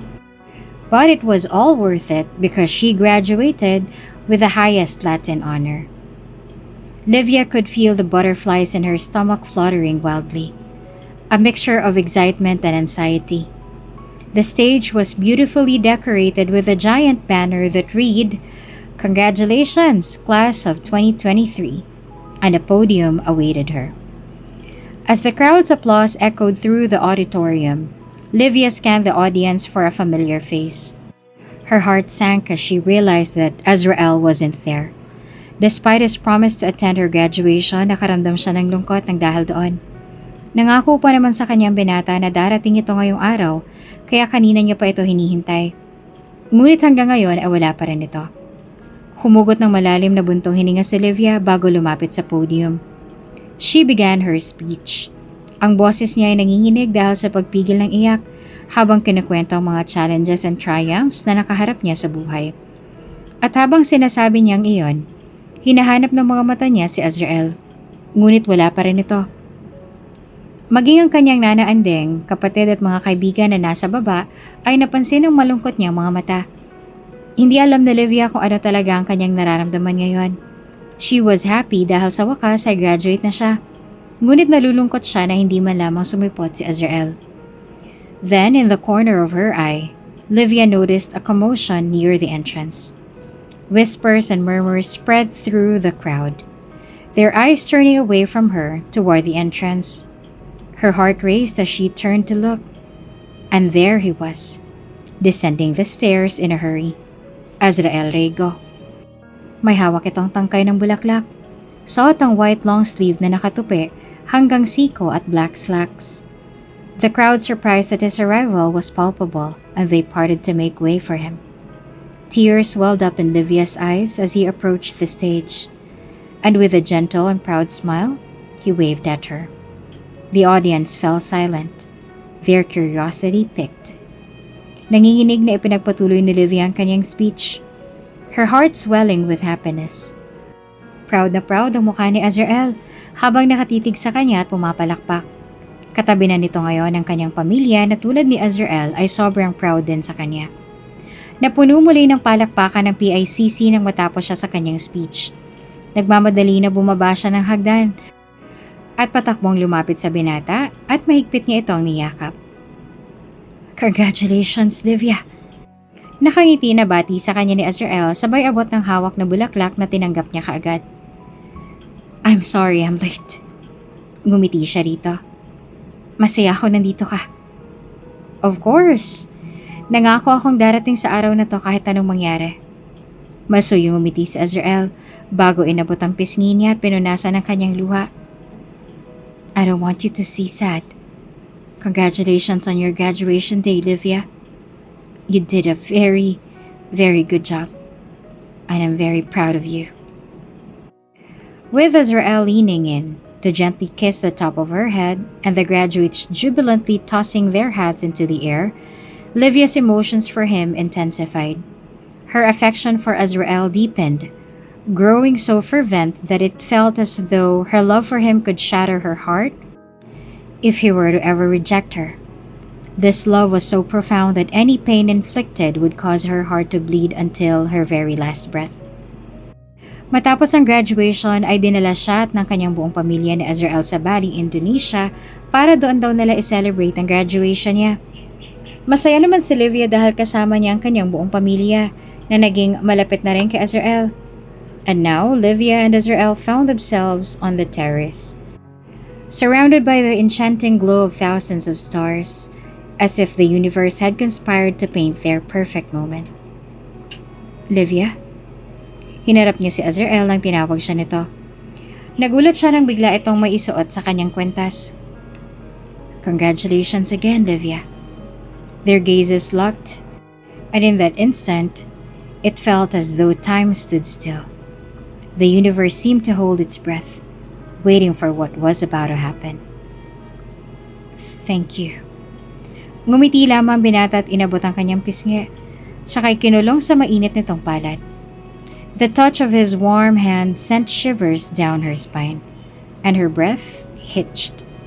Unti-unting lumapit ang mukha ng binata sa kanya at pinikit naman ni Livia ang kanyang mata. That night, under the star-lit sky, their lips met in a tender, passionate kiss. A burst of emotion and longing that had built up for so long. The world around them faded always, as they lost themselves in the magic of that first, unexpected kiss. The stars above twinkled in approval, celebrating the love that had bloomed beneath their cosmic canopy. Mahal na mahal kita, Azrael, sabi ni Livia sa kanyang isipan. Simula ng araw na unang beses silang nag-kiss, pakiramdam ni Livia ay nakapasok na siya sa puso ni Azrael. Hindi pa ito umaamin sa kanya, ngunit ramdam niya na. Palagi itong sweet sa kanya at mas showy na ito sa feelings nito. It took a year for him to finally become open about how he truly feels. That brought immense joy to Livia. However, her happiness was abruptly shattered when she stumbled upon an email on Azrael's laptop. Livia! Gulat na tawag sa kanya ni Azrael na makita siya. Galit at naiiyak na tiningnan niya ito. Anong ibig sabihin ng lahat ng to, Azrael? Nagulat ang mukha ng binata na makitang nabasa niya ang email sa pagitan nilang dalawa ni Ambrose tungkol sa kanya. Tungkol sa plano ni Azrael na mapalapit sa kanya dahil itong utos ng namayapa nitong ama nang sa gayon ay mabayaran ng utang na loob sa kanyang magulang. All this time, niloloko mo lang ako? Lahat ng to'y plinano mo? Galit na galit si Livia at hindi niya mapigilan ang pag-agos ng kanyang luha. Lumapit sa kanya ang binata at sinubukan siyang hawakan, ngunit tinabig niya ang kamay nito. Livia, let me explain. It's not what you think it is. Not what you think it is? I saw and read everything. Iniwan ako sa iyo ng ama ko dahil malaking utang na loob niyo sa amin ng ama mo. Ang pag-aalaga sa akin, ang pagpapaaral at pagbibigay ng trabaho, ay ginawa mo lang para makabayad kayo ng utang na loob sa ama ko. Ginagamit mo lang ako. Livia, please listen to me. No! I hate you! I hate you, Azrael Rego!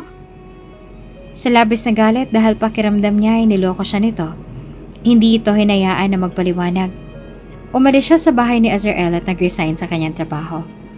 Ilang araw din siyang nagkulong at mukmok sa kanyang silid at umiiyak lang. Tinatanong ang sarili kung bakit nagawa iyan sa kanya ni Azrael. Hindi niya rin kinakausap ang kanyang mga kapatid at si Nana Andeng na nag-aalala na para sa kanya dahil hindi siya kumakain. Pakiramdam ni Livia ay wala nang nakakapagpagaan pa ng loob niya. She felt betrayed by the person she trusted the most. Akala niya ay mahal na rin siya ng binata. Ngunit ginawa lang pala nito ang lahat ng yon dahil sa utang na loob sa kanyang magulang. Laging pumupunta sa bahay nila si Azrael. Nagmamakaawa na pakinggan niya ang sasabihin nito, ngunit hindi niya ito hinarap. Wala siyang balak na kausapin ito. Hindi pa siya handang harapin muli ito matapos ang nalaman. Ladies and gentlemen, we are now ready to begin the boarding process for flight PR-72 to Paris, France. We will be boarding by zone. Please have your boarding pass and identification ready for inspection. Nang marinig ang announcement, kinuha na ni Livia ang maleta at nagumpisa na sanang lumakad. Nang marinig ang boses ni Azrael na sumigaw, tumakbo at tumatakbo para maabutan siya. Livia, please don't leave! Huwag mo akong iiwan! Hayaan mo muna ako magpaliwanag. Natigilan si Livia at napatitig sa binata na tumakbo papalapit sa kanya dahil sa gulat. Hindi niya inaasahan na makita ito ngayon. He looked miserable. Magulo ang buhok nito at mahaba ang bigote. Kapansin-pansin din ang pagpayat nito. Ganun pa man ay gwapo pa rin ito. Mahal na mahal kita, Livia. Please, huwag kang umalis. Hayaan mo muna akong magpaliwanag, please. Aaminin ni Livia na nagulat siya sa pinagtapat nito. Alam at ramdam niya na mahal din siya ng binata. Subalit hindi niya inaasahan na magtatapat ito sa kanya ngayon mismo. Ang akala niya ay papaabutin pa nito ng ilang taon. Ang ibang pasahero sa airport ay napapalingan sa kanila at ang iba naman ay nagvi-video para silang nagtitaping ng isang heavy drama movie. Bagaman gusto niya itong yakapin at hagkan dahil ilang araw niya na rin itong hindi nakita, nagkunwari pa ring matigas si Livia. Say it. Sabihin mo hanggang may oras pa akong makinig sa'yo. Hamon niya dito. Tumango naman si Azrael at hinawakan ng kanyang kamay na hinayaan niya lang. I admit, initially, my intention was to approach you solely because it was my father's dying wish to find you and take care of you. Dahil malaki ang utang na loob ng aming pamilya sa mga magulang mo. Dahil tinulungan nila kami nung nalugi ang kumpanya ng aking ama. Tinulungan nila ang magulang ko na makabawing muli.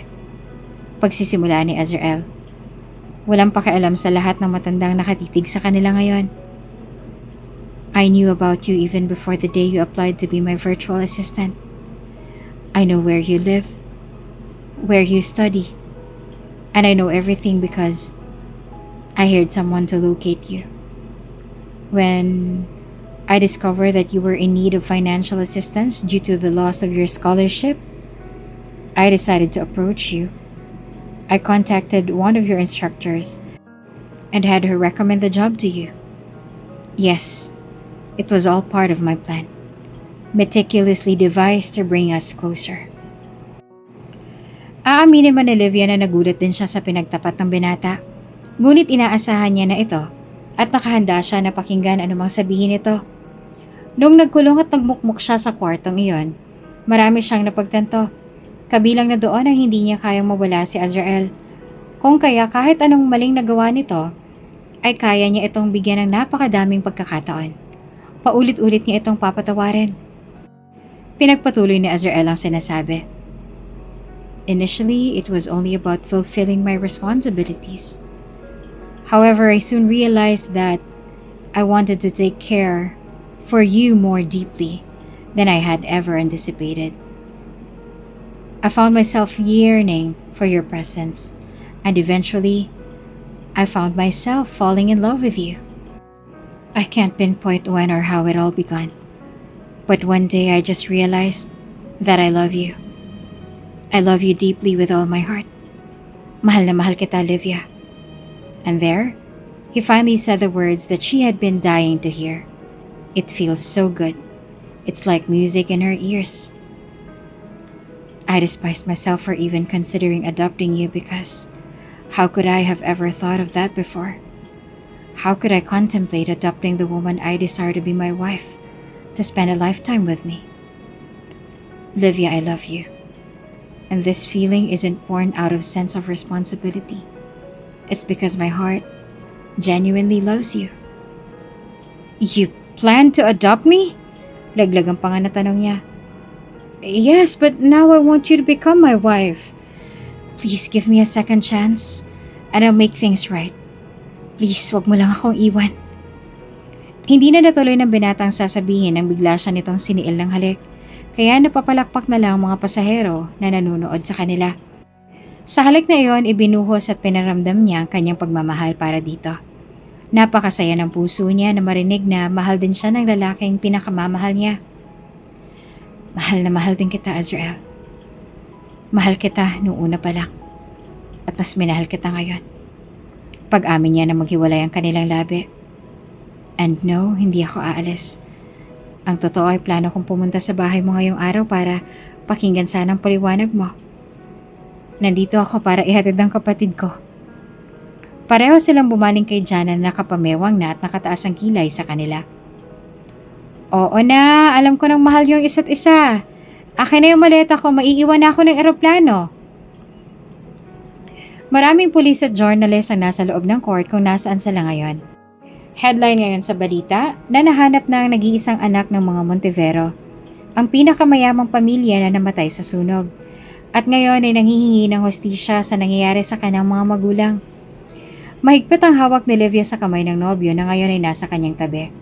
Ang lawyer naman na pinili ni Azrael ay kampante ang itsura dahil batid nito na mananalo sila sa kaso. Sa dami ba naman ng ebidensya nila ay tiyak ng kanilang panalo. Everything will be alright. I'm sure we will win. Pagpapagaan pa ng loob niya ni Israel. Ipinaliwanag ni Nana Andeng ang lahat sa kanya noong araw na naging opisyal silang dalawa ni Azrael. Hindi siya galit dito. Kahit pa nang malaman niya na alam nito kung sino talaga siya at kung anong klaseng pamilya siya nagmula dahil batid ni Livia na pinoprotektahan lamang siya nito. Nalaman niya na ang abogado ng kanyang totoong ama, na ama pala ni Sylvia, ang nasa likod ng nangyaring sunog na dahilan ng pagkamatay ng kanyang tunay na magulang. May pruweba na binigay sa kanila si Nana Andeng na matagal na nitong tinatago na siyang magdidiin sa ama ni Sylvia. Order in the court! Tumayo si Livia at nagsimulang magsalita sa matapang na boses. Your Honor, members of the jury, I, the only child of the Montevero family that died in a fire incident, stand here today to seek justice for my parents, who were betrayed and murdered. This lawyer, the ones who represented my family, conspired against them. Livia locked eyes with Azrael, who silently reassured her. She took a deep breath and continued. Your Honor, my parents were good people, hardworking and honest. Mr. Hamilton, who was their lawyer, the person they trusted with their life's work, he manipulated them, stole our family's wealth, and burned down our house, which killed both of my parents. While my Nana saved me from that fire, and she took care of me, until I am old enough to stand here and fight for justice for my parents. May kinuha siyang document at ibinigay sa court clerk na pinasa naman ito sa jury. The evidence presented was damning. We have documents. We have testimonies and surveillance footage that will prove the lawyer's guilt beyond a shadow of doubt. Nagsalita ang kanilang lawyer. Ladies and gentlemen of the jury, the evidence shows that Mr. Hamilton forged documents, embezzled funds, and conspired to eliminate the client's parents. Matapos ang pag-imbestiga sa wakas ay napatunayan ang kasalanan na ginawa ni Attorney Hamilton na nahatulan ng guilty at ikinulong habang buhay. Nagmakaawa naman kay Livia si Sylvia na bigyan niya ng isa pang pagkakataon dahil batid naman ni Livia na walang kasalanan si Sylvia sa ginawa ng ama nito dahil pareho silang wala pang muwang nang mangyari iyon. Mommy, Daddy, finally, nakuha ko na po ang justice na nangyari sa inyo. Nakakulong na po ngayon si Attorney Hamilton. Kausap ni Livia sa puntod ng kanyang totoong magulang. Masaya po ako na kahit matagal na panahon bago napanagot ang may sala ay sa wakas nakulong din po ang tunay na may sala. Alam ko pong masaya rin po kayo ngayon. Kami rin po. Kami rin po na mapapangasawa ko ay masayang masaya. Umihip ang malamig na hangin na para bang niyayakap siya at pakiramdam ni Livia ay niyayakap siya ng kanyang tunay na magulang ngayon. At alam niya na masaya ito dahil sa wakas, nakamit na nila ang hustisya at ang kanilang nag-iisang anak ay masaya na sa piling ng mapapangasawa nito. Ma'am, sir, pangako, aalagaan at mamahalin ko ang anak ninyo. Kausap naman ni Azrael sa mga ito habang hawak-hawak ang kanyang kamay na nagpangiti kay Livia. Hindi niyo po kailangan mag-alala sa kanya. Dahil bilang kanyang magiging asawa, gagawin ko ang lahat para protektahan lang siya. Mahal na mahal ko po siya. At kahit kailan ay hindi ko siya sasaktan. Ang anak niyo lang po, ang tanging babaeng mamahalin ko. Kunin niyo po ako kung sakaling nagsisinungaling man ako. Kinilig naman na natatawa na lang si Livia dahil sa sinabi ng kanyang mapapangasawa. Tumingala siya sa asul at kalmado na langit at nagpapasalamat sa kanyang magulang na ginabayan siya ng mga ito mula sa taas hanggang sa mahanap niya na si Azrael.